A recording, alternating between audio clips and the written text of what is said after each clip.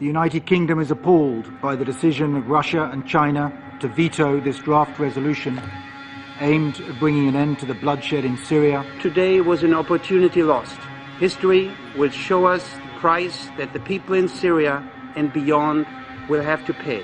Today, July 19th, we now count 17,000 dead, men, women, children.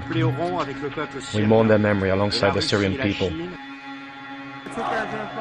If you take a look at what the US is doing, and this goes for Europe too, they were standing off. They claimed that they could not intervene in Syria because of the Russian veto.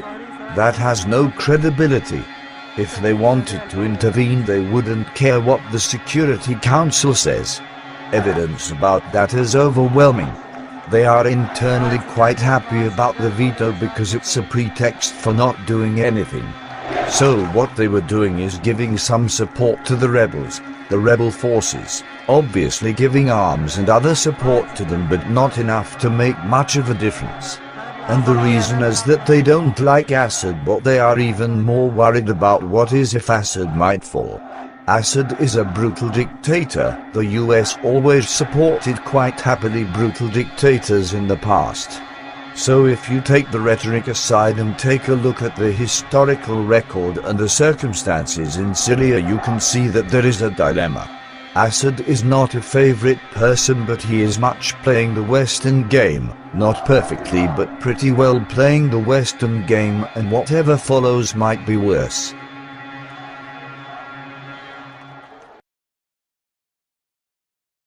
On my orders, coalition forces have begun striking selected targets of military importance to undermine Saddam Hussein's ability to wage war. Today I authorized 2 operations in Iraq. Targeted airstrikes to protect our American personnel, and a humanitarian effort to help save thousands of Iraqi civilians who are trapped on a mountain without food and water and facing almost certain death. What was planned for Iraq initially is planned for Syria and Iran in a similar way. The first public statement by the Israeli ambassador to the US the day Iraq fell, that was published in the New York Times, was congratulating the United States and saying, "We have taken Baghdad, now let's go and finish the job forward to Damascus and Tehran." They saw it very clearly. Any independent regime that existed in the region, the time had come to get rid of them, one way or the other, and so the plan was set into motion from that time onwards. Then the Arab Spring erupted. They pretended to be for the Arab Spring and found it a good way to intervene in that way. In Egypt they tried to link up with the Muslim Brotherhood and they failed, and now they have a military dictatorship that they are trying to settle. When the uprising erupted in Syria, virtually everybody was supporting it. None of the public had an illusion about the Assad regime. Had they agreed with the opposition in the first 6 months, the situation would have been very different, but they made serious critical mistakes that transformed the peaceful protests to a full-scale civil war that opened the door to possible intervention. The intervention did not come directly from the West in this case. It came from Turkey, the eastern flank of NATO.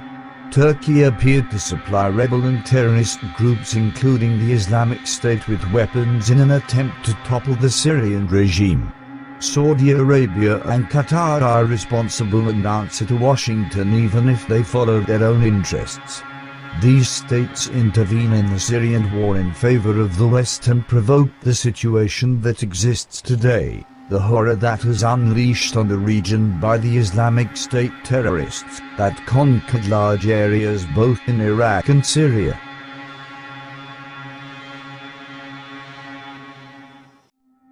Certainly the way the British Empire ruled is divide and rule. Most of the countries where the British Empire was, when they left, those countries were divided. The United States as an empire usually works through putting in local collaborators who do the business for them and who can be defended when they have to be defended. In the case of Iraq, when they decided to occupy, it is now very obvious that the decision they took is to completely destroy every remnant of the former regime.